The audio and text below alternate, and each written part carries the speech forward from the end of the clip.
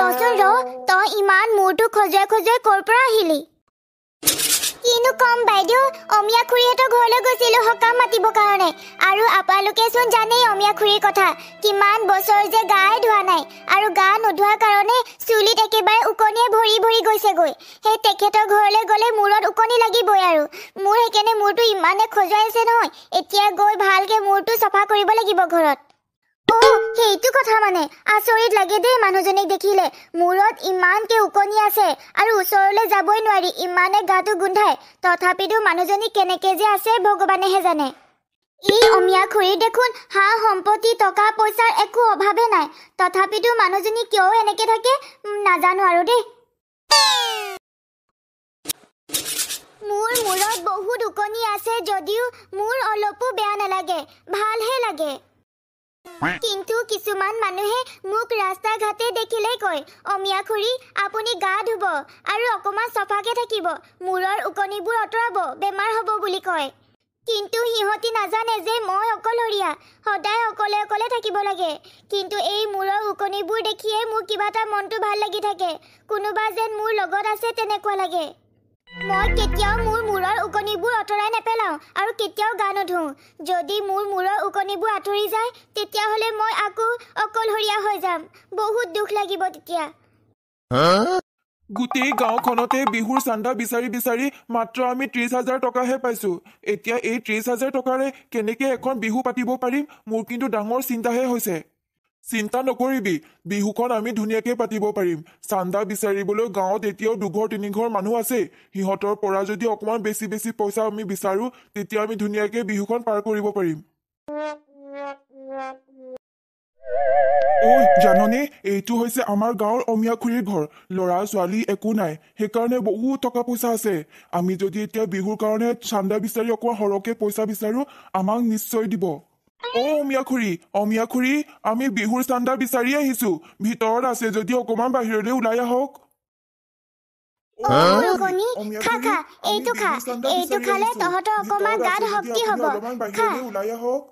বাহিৰত কোন আহিছে জানো ইমানকে চিঞৰি আছে নিশ্চয় পইচা বিচাৰি আহিছে গাঁৱৰ কোনো মানুহে মোক দেখিবই নোৱাৰে ঘিং কৰে কিন্তু পইচাৰ বিপদ হলে মোৰ ঘৰলৈ দৌৰি দৌৰি আহে এতিয়া আমাৰ অলপো চিন্তা নাই আমি এতিয়া যিমান পইচা বিচাৰিম সিমান পইচাই দিব অমিয়া খুৰী বহুত ভাল কি হল আপোনালোকে মোক কিয় মাতিছিলে কক অমিয়া খুৰী আমি গাঁৱত দেখোন প্ৰতি বছৰে বিহু এখন পাতো জানেই আপুনি এইবাৰো আমি পাতিব লৈছোঁ কিন্তু পইচা অকণমান অসুবিধা হৈছে যদি আপুনি কেইটকামান দি আমাক সহায় কৰে তেতিয়াহ'লে আমি বিহুখন ডাঙৰকৈ পাতিম আৰু নামি দামী আমি গায়কো মাতিম নাই মই 1 টকা এটাও দিব নোৱাৰো গাঁৱত ইমানকে বিয়া সকাম হৈ থাকে তেতিয়াহ'লে তহঁতি মোক কেতিয়াও নামাত কিন্তু চান্দা বিচাৰি পইচা বিচাৰি মোৰ ঘৰলৈ আহিয়ে থাক মই একো 1 টকাও দিব নোৱাৰো তেনেকে নক'বচোন আমি বহুত আশা কৰিয়ে আপোনাৰ ওচৰলৈ আহিছোঁ বিয়া সভাত এইবোৰত নমতাৰ কাৰণ আছে আপোনাৰ মূৰৰ উকনিবোৰ এইবোৰ যদি আপুনি চাফ চিকুণ কৰি আপুনি নিজে যদি অকণমান ভালকৈ থাকে তেতিয়া আপোনাৰ সকলো মানুহে বিয়া সভা সকলোতে মাতিব মোৰ মূৰত থকা উকনিবোৰৰ কথা একো বেয়াকে নকবি মই সহ্য কৰিব নোৱাৰো তহঁতক টকা পইচা মই কেতিয়াও নিদো কিন্তু তহঁতক খালী হাতেৰে মোৰ ইয়াৰ পৰা পঠিয়াবলৈও মন নাই যোৱা সেইকাৰণে মোৰ মূৰৰ উকনিকে অলপমান দি দিম বজাৰত পাৰিলে বিক্ৰী কৰিবি আৰু বহুত পইচা পাবি এইয়া ল উকনি এইয়া তয়ো ল উকনি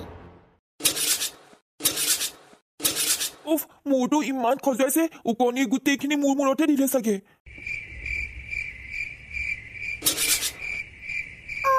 আপোনাৰ আকৌ কি হ'ল চুলিখিনি ইমানে ফনি আছে যে এতিয়া ইমান ৰাতি কৰবালৈ যাব নেকি আপুনি নাযাওঁ কতো মই নাযাওঁ উকনি মোৰ মূৰত উকনিয়ে লম্ভিছে সেইকাৰণে মই ফণিখনেৰে ফণিয়াই আছো আপুনি মানে ক'ব বিচাৰিছে যে মোৰ পৰা উকনি আপোনাৰ মূৰলৈ গ'ল কিন্তু মই সদায় চুলিখিনি ভালকে ধুওঁ মোৰ মূৰত এটা উকনিয়ে নাই আপোনাৰ মূৰতনো ক'ৰ পৰা ইমান উকনি হৈছে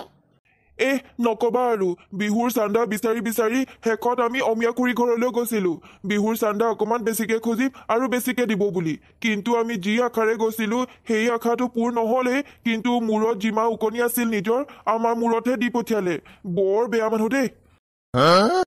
এই অমিয়া খুৰীজনীৰ আজিকালি অলপমান বেছি হৈছে ইমানবোৰ হাঁহ সম্পত্তি টকা পইচা আছে তথাপিতো মানুহজনীয়ে ভালকে চাফ চিকুণকে নাথাকে মূৰত এহুপামান উকনি লৈ কেনেকে যে থাকে ভগৱানেহে জানে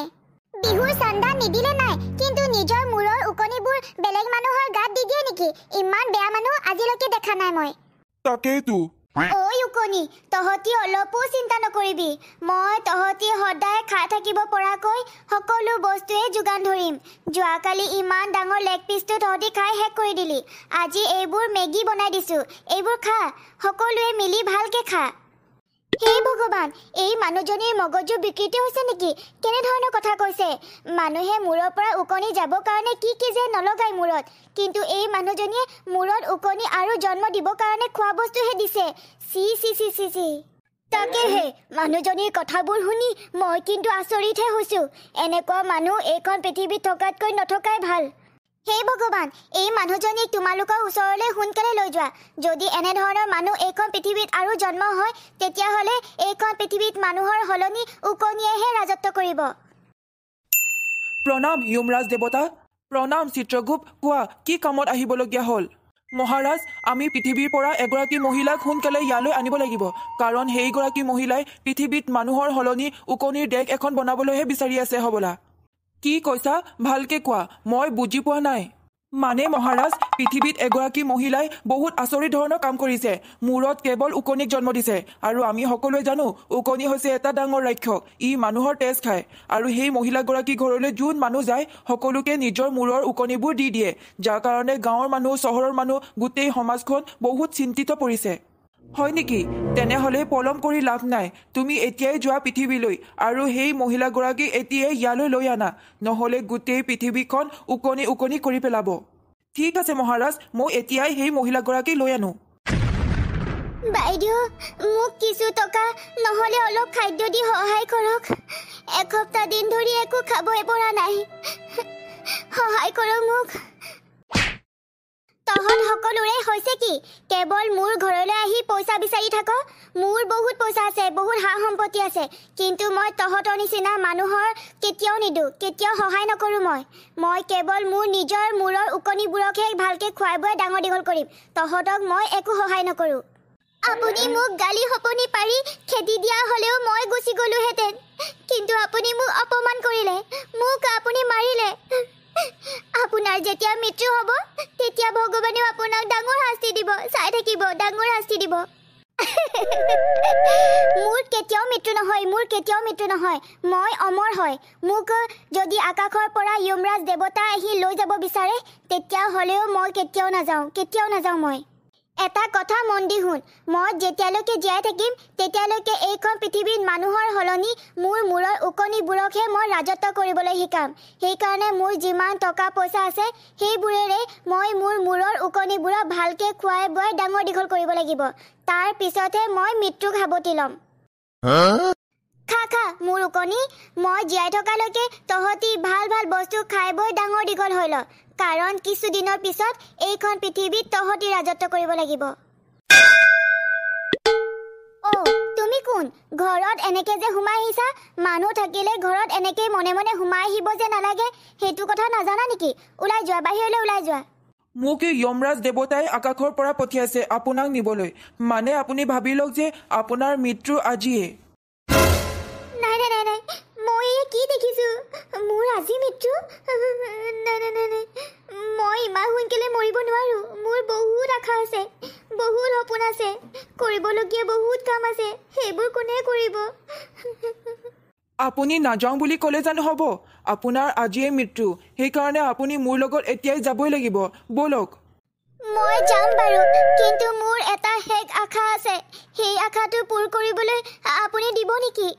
কওক আপোনাৰ কি শেষ আশা মই তেতিয়া মৃত্যু হ'ম যেতিয়া মোক নিবলৈ যমৰাজ দেৱতা মোৰ ঘৰলৈ আহিব মই তেতিয়াহে মই যমৰাজ দেৱতাৰ লগতে যাম মই আপোনাৰ লগত নাযাওঁ আৰু এয়াই হৈছে মোৰ শেষ আশা কি তুমি এয়া কি কথা কৈছা মহিলাগৰাকীক মই আনিবলৈ গ'লেহে মৃত্যু হ'ব এয়া কি কথা মহাৰাজ মৃত্যুৰ আগমুহূৰ্তলৈকে সকলো প্ৰাণীৰে শেষ আশা থাকে আৰু সেই মহিলাগৰাকীৰ এয়াই হৈছে শেষ আশা আপুনি যাবই লাগিব পৃথিৱীলৈ যদি আপুনি মহিলাগৰাকী আনিবলৈ পৃথিৱীলৈ নাযায় তেতিয়াহ'লে মহিলাগৰাকী কিন্তু পৃথিৱীখন একেবাৰে বেলেগ কৰি পেলাব। যমৰাজ দেৱতাই মোকনো কেনেকে পৃথিৱীৰ পৰা লৈ যায় ময়ো চাই লওঁ। আপুনি মাতিছিল বাবে মই সকলো কাম এৰি আপোনাক নিবলৈ আহিছোঁ। ব'লক, এতিয়াই ব'লক সোনকালে।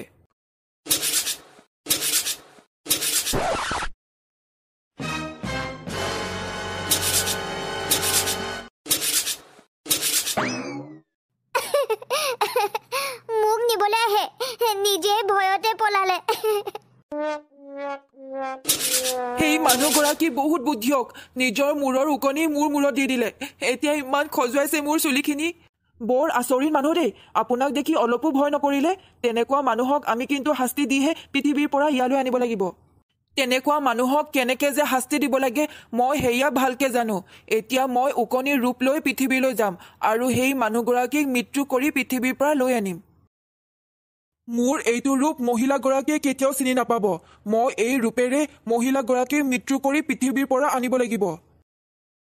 মোৰ মূৰত থকা ওকণিসকল তহঁতি ভালকে শুন। মোৰ কেতিয়াও মৃত্যু নহয়, মোৰ কেতিয়াও মৃত্যু নহয়। মই অমৰ, মই সদায় জীয়াই থাকিম। মোক খাদ্য লাগে। তই কোন হয়? কোন হয় তই? কিয় আপুনি মোক চিনি নাই পোৱা নেকি? আপুনিয়ে চোন মোক খুৱাই বুৱাই ইমান ডাঙৰ কৰিলে। মই আপুনি সৃষ্টি কৰা ডাঙৰ ওকণি। হা? মই সৃষ্টি কৰা ওকণি ইমান ডাঙৰ হ'ব বুলি ভবাই নাছিলো। ভালে কৰিলি তই এনেকে যে মোৰ ওচৰলৈ আহিছ। মই তোক এতিয়া যেনেকে শিকাম সকলো তই ভালকে শিকি ল'বি আৰু এইখন পৃথিৱীত তহঁতিয়ে ৰাজত্ব কৰিব লাগিব। ঠিক আছে বাৰু, আপুনি মোক সৃষ্টি কৰাৰ বাবে মই আপোনাৰ চৰণত ধৰি আশীৰ্বাদ ল'ব বিচাৰোঁ।